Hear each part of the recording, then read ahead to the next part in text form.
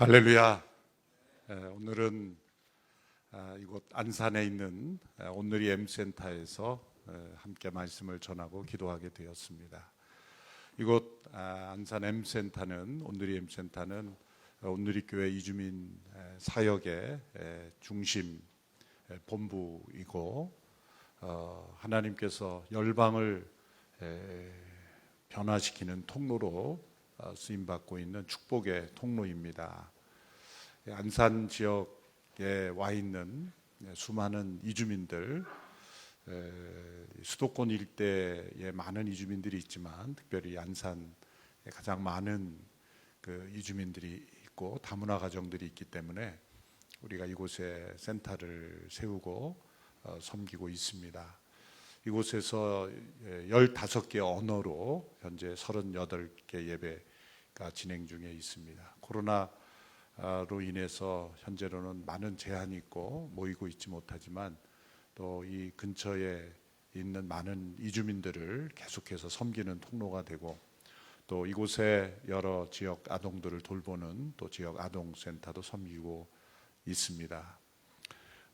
몇 주 전에 우리 노기성 목사님 새벽기도의 말씀에서 이주민, 난민, 나그네를 우리가 어떻게 잘 섬겨야 될 것인가 이렇게 말씀해 주셨고, 또 우리 성도님들이 귀한 헌신을 해 주셨습니다. 우리 노 목사님이 우리 이주민 학생들 장학금 기도 제목 했는데 그날로 비전헌금의 몇 배가 되는 장학금이 와서 몇 년치 장학금이 이제 해결되었다는 소식을 듣고 우리 성도님들의 귀한 헌신과 사랑에 깊이 감사를 드립니다. 이 땅에 온 우리 이주민들, 나그네들을 우리가 어떤 마음으로 대하는가가 우리가 하나님을 어떻게 대하는가를 보여주는 것이기 때문에 우리에게 나그네를 사랑하라는 말씀을 끊임없이 주고 계시고, 그리고 우리도 사실 이 땅에 나그네로 살아가는 것이다 라는 것을 잊지 말아야 된다. 우리는 이 땅을 나그네로 살아가는 것이다. 어느 누구도 이 땅에 영원히 살 사람은 아무도 없기 때문에 우리 모두가 나그네로 살아가는 것을 잊지 말아야 합니다. 그러므로 이 땅에 오는 많은 이주민 여러분들에게도 소망을 품고 살아갈 것을 말씀합니다. 나그네는 늘 염려가 많습니다. 내가 가보지 않은 지역, 살지 않은 그런 땅에서 낯선 문화 속에서 또 언어도 다른 그런 사람들 틈에서 살아가는 그러한 그 삶을 살아야 하기 때문에 매 순간이 염려와 두려움, 걱정으로 휩싸일 때가 참 많습니다. 낯선 곳에 안정된 직장, 또 보장된 어떤 상황 속에 살아가는 사람들조차도 나그네로 살아가는 그런 사람에게는 늘 염려가 있게 마련인데, 만일 일자리가 보장되어 있지 않고 또 당장 내일이 어떻게 될지 모르는 그러한 삶을 사는 분들에게는 얼마나 염려가 많겠습니까? 그런 의미에서 오늘 이렇게 우리가 산상수훈을 그 말씀을 듣는 가운데 또 오늘 온누리 M센터에 주시는 이 말씀이 오늘 본문인 것은 참 하나님의 인도하심이라고 생각을 합니다. 때로는 우리가 생명의 삶 말씀 본문 그 자체가 어떤 본문인가에 따라서 우리에게 주시는 하나님의 말씀일 때도 있는 것처럼 오늘 이 말씀, 우리의 염려를 내려놓고 하나님의 공급하심을 믿고 살아가는 이 믿음의 삶으로 우리를 초청하시는 이 말씀이 우리 온누리 M센터에서 함께 공동체를 이루어가는 모든 지체들에게 하나님의 크신 위로와 소망이 되는 말씀이라고 믿습니다. 그래서 오늘 이 새벽에 나오지 못한 많은 우리 이주민, 우리 공동체 온누리 M센터 가족들에게 이 말씀을 우리 사역자분들이 다 보내줘서 우리에게 주시는 말씀이다, 그렇게 믿음으로 믿고 살아갈 수 있게 되기를 바랍니다. 예수님께서 이 말씀 속에서 믿음이 적은 자들을 지적하시며 격려하시며 또한 교훈하셨습니다. 믿음이 적은 사람들아, 30절 후반부에 믿음이 적은 사람들아. 믿음이 없다고 말씀하지 않고 믿음이 적다. 믿음이 적다는 것은 무엇일까요? 하나님이 계시다는 것은 부정하지는 않지만 하나님이 살아계신 하나님이 바로 나의 삶을 돌보신다는 것을 체험하지 못하고 살아가는 것을 의미합니다. 하나님의 돌보심을 믿음으로 살아가지 못하면 자신의 능력만을 의지하기 때문에 자신을 바라보게 되고 결국 자기 안에 있는 이 불신앙, 곧 염려의 덫에 빠지기 때문입니다. 그것이 얼마나 위험한 것인가.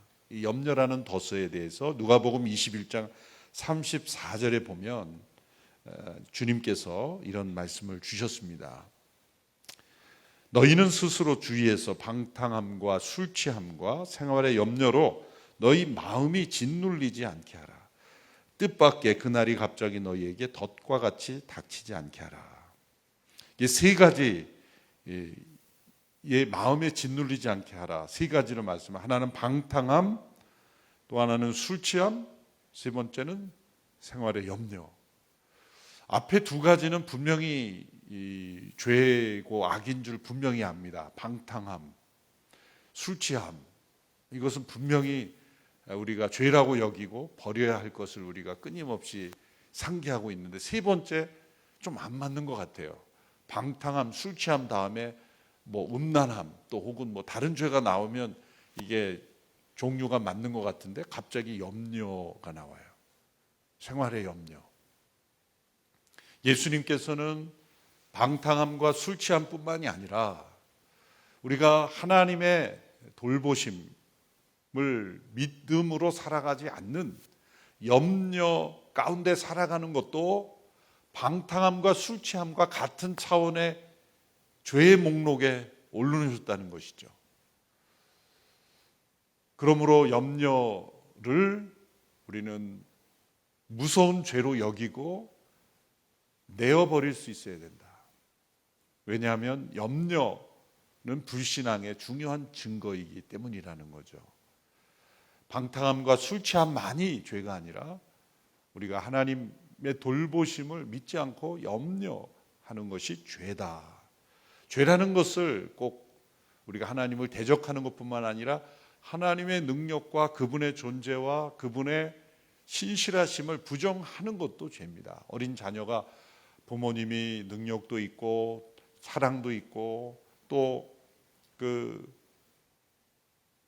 충분히 그 자녀를 돌볼 수 있는 마음이 있음에도 불구하고 뭔가 왜곡된 상처에 의해서 그 자녀가 부모의 사랑을 거부하고 또 스스로 염려 가운데 빠져 있다면 얼마나 안타까울까요? 가끔 그 자녀의 문제를 다루는 그 프로그램이 있지 않습니까?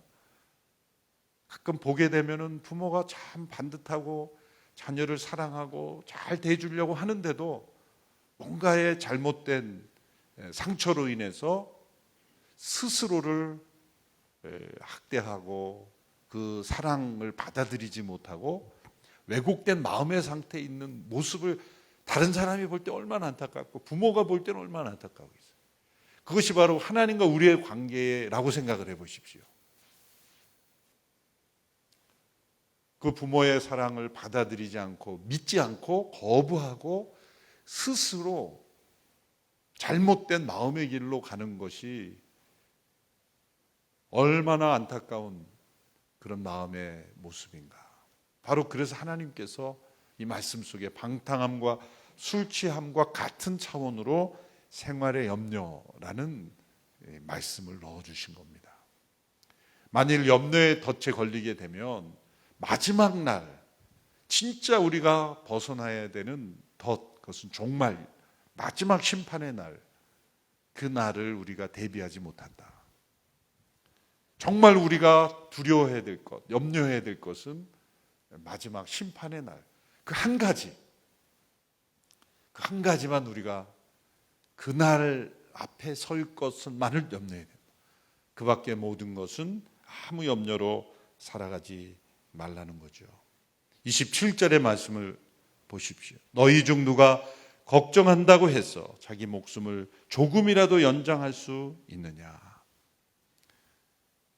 우리가 염려하고 걱정하는 것으로 우리의 삶을 조금이라도 연장할 수 없다. 염려는 우리의 삶의 가장 비생산적인 것이고 하나님 앞에 죄라는 것을 알고, 그러면 이 염려를 어떻게 극복할 수 있습니까? 결국 믿음이라는 거죠. 염려의 반대말은 긍정이 아니라 믿음이다. 조지 뮬러라는 분이 이런 말을 했습니다. 염려의 시작은 믿음의 끝이요, 진정한 믿음의 시작은 염려의 끝이다. 우리가 염려하기 시작할 때 믿음은 끝난 겁니다.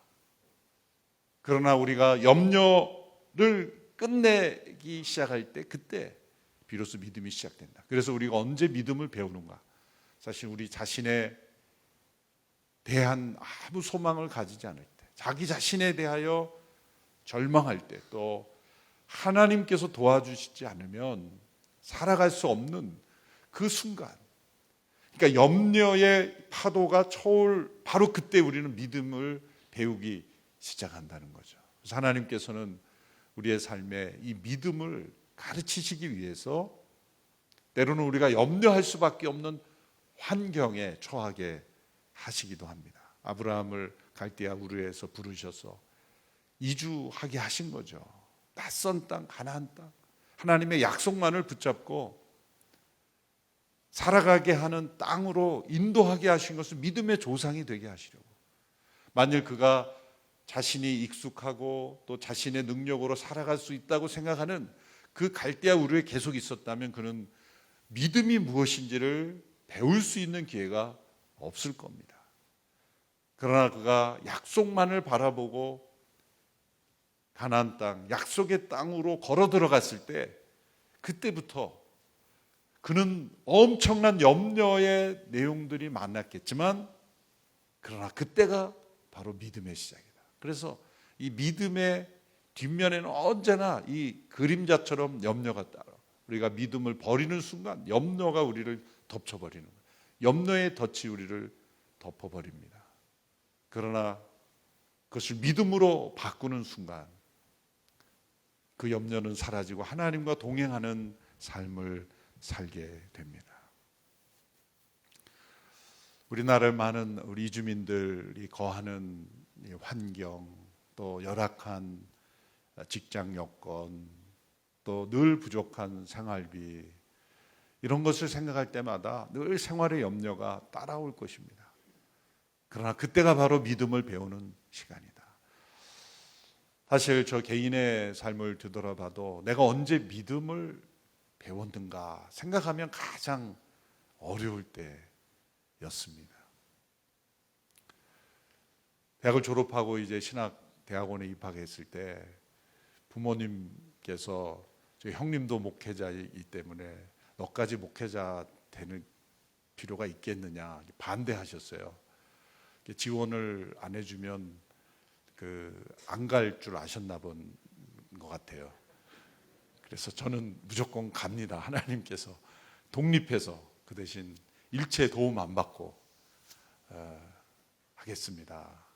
근데 뭐 직장 생활해서 무슨 벌어놓은 돈이 있는 게 아니기 때문에 뭐 신학대학 공부하려면 생활비 들죠, 학비 들죠.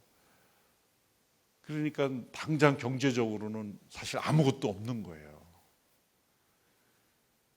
그러다 보니까 이제 오늘이 교회 오기 전에 이제 신학생 때 가장 어려웠죠. 가장 어려웠죠.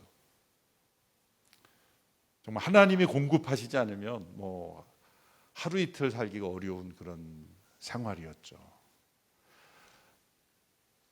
아주 긴 시간은 아니었지만 그 몇 년의 삶이 저에게 믿음을 가르쳐준 기간이었습니다. 그래서 제가 살던 곳은 어느 지역에 옥탑방이라고 아세요? 옥탑방이라고 여러 층이 있으면 제일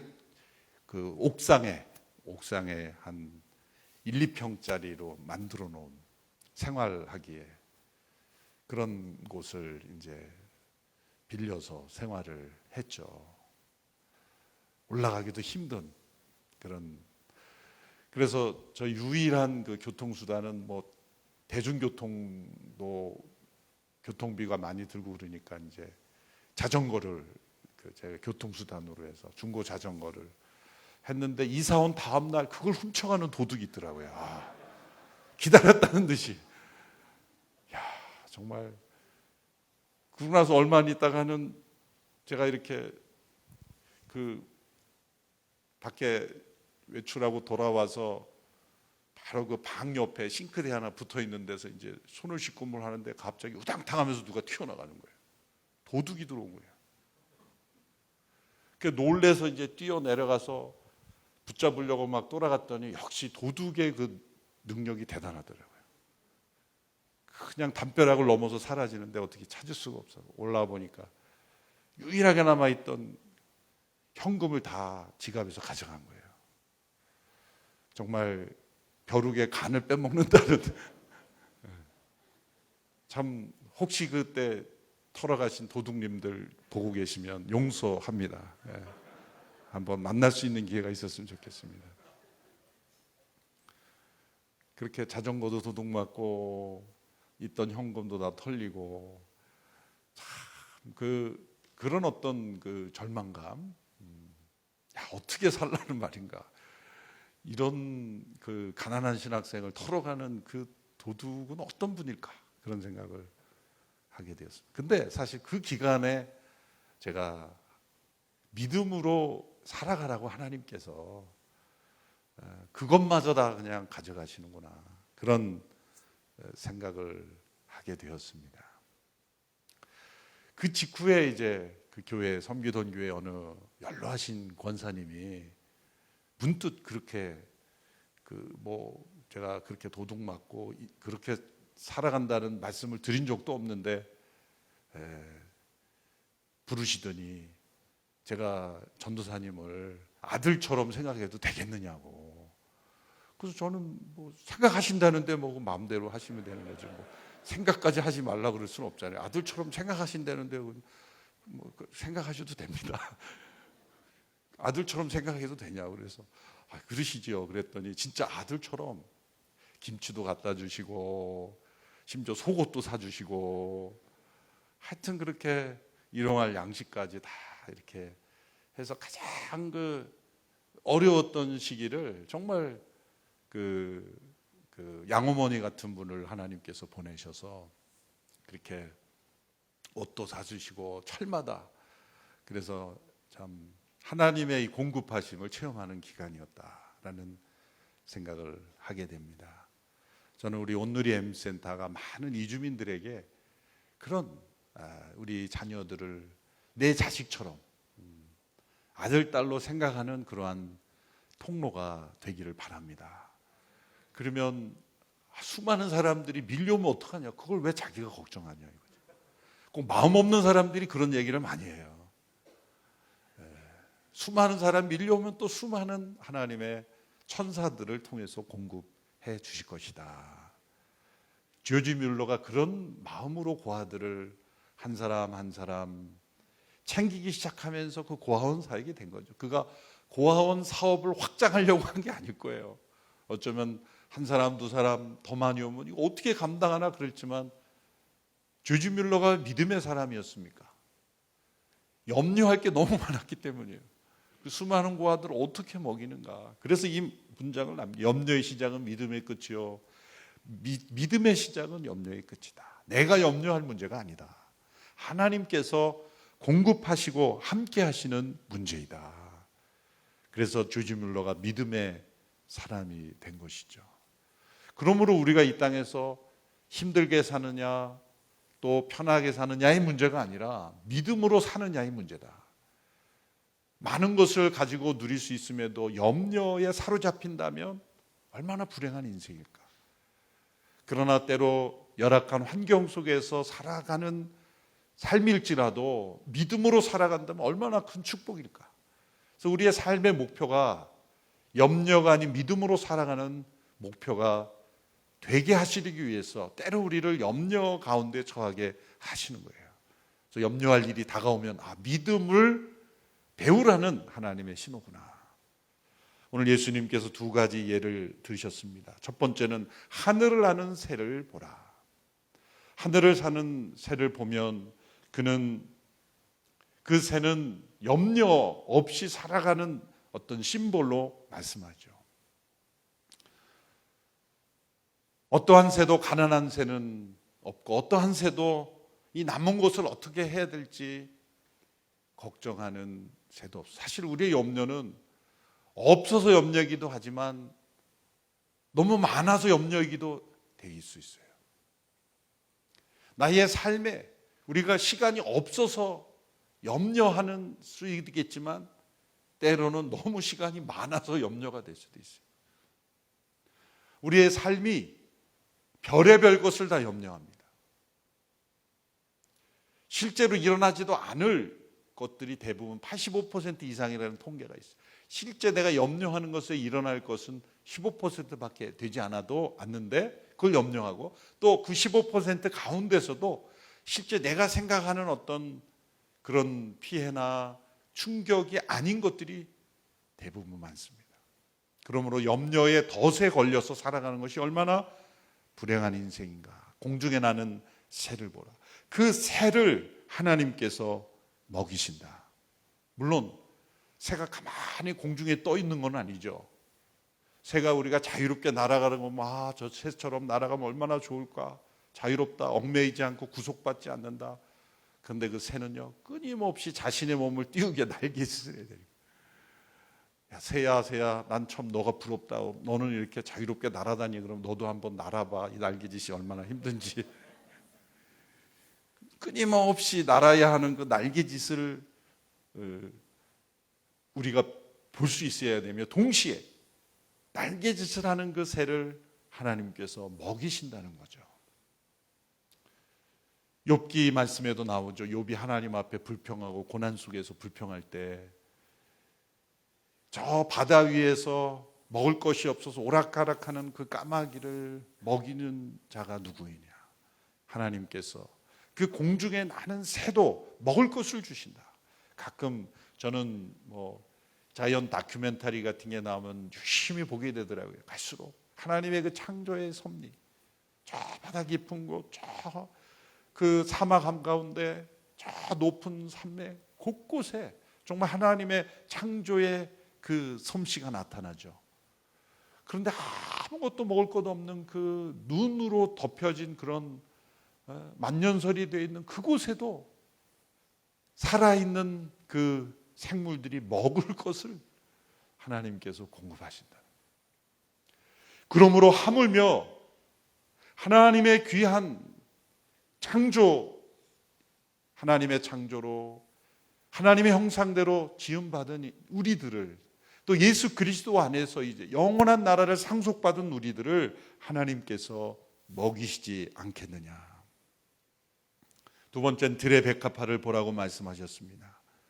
오늘 있다 내일이면 불 속에 던져질 들풀도 하나님께서 입히시는데 하물며 너희는 얼마나 잘 입히시겠느냐. 하루 피었다 지는 꽃이라고 해서 하나님께서 대충 창조하십니까? 하나님은 하루만 있다가 지는 그 풀도 하나님의 최선의 지혜와 능력으로 창조하신 하나님. 단 하루만 존재하는 들풀도 하나님은 대충 창조하신 분이 아니에요.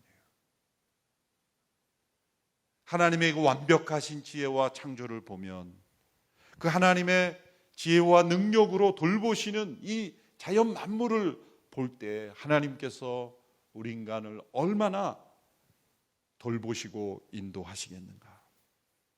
그러므로 그 하나님을 바라보며 오늘 우리는 믿음으로 살아야 합니다. 하늘을 나는 새도 하루하루 살아가는 새입니다. 그 새를 보면 우리에게는 이 시간의 개념이 있잖아요. 그래서 하루 이틀 사흘 이렇게 한 해 두 해 카운트를 하지만 새는 계속 날아다니면서 아무리 그 많은 시간을 날아도 그 새는 오늘을 살아가는 거예요. 오늘 피었다지는 들풀은 내일이란 보장되지 않는 거죠.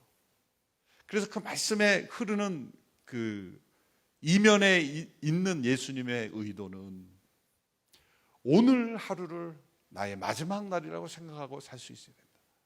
내일을 나의 날이라고 여기지 말라. 그래서 내일 일은 내일 염려할 것이요 라는 말씀이 후반부에 뒷부분에 나오는 것입니다.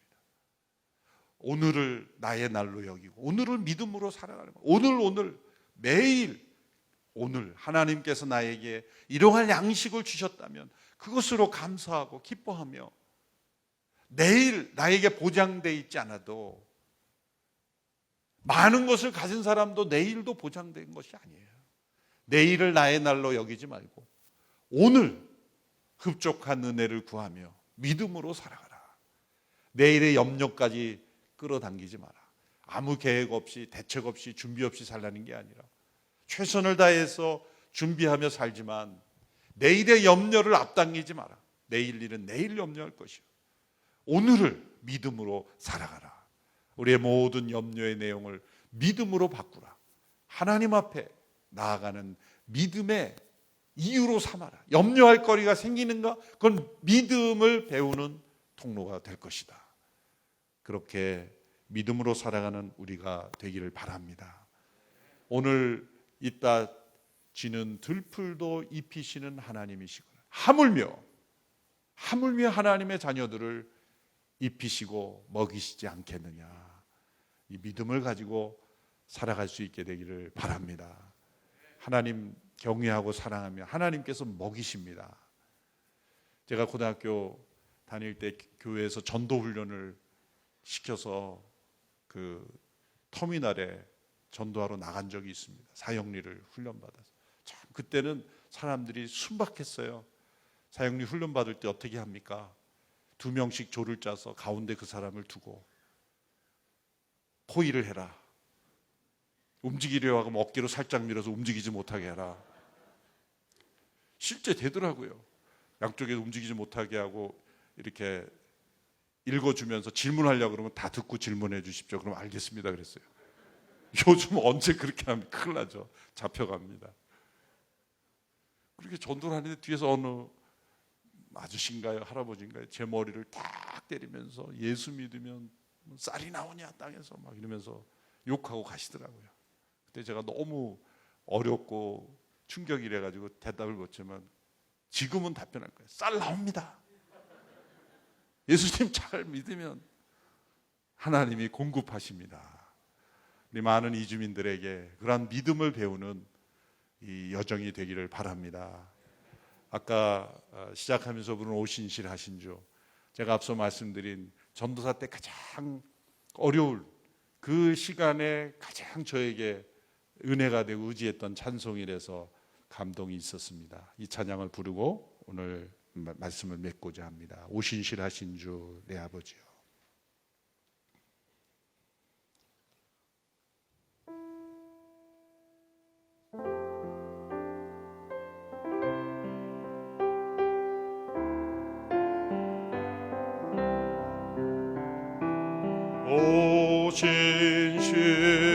오신실하신 주 내 아버지여 늘 함께 계시니 두려움 없네. 그 사랑 변찮고 날 지키시며 어제나 오늘이 한결같네. 오신실하신 주 오신실하신 주 오신실하신 주 날마다 자비를 베푸시며 일용할 모든 것 내려 주시니 오신실하신 주 나의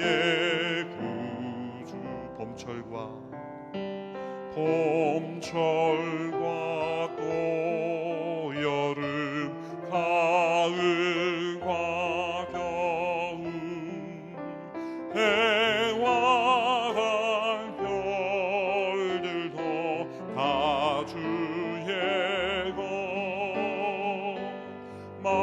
만물이 주 영광 드러내도다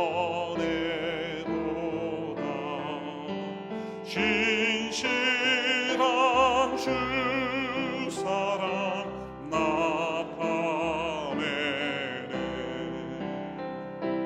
오 신실하신 주 오 신실하신 주 날마다 자비를 베푸시며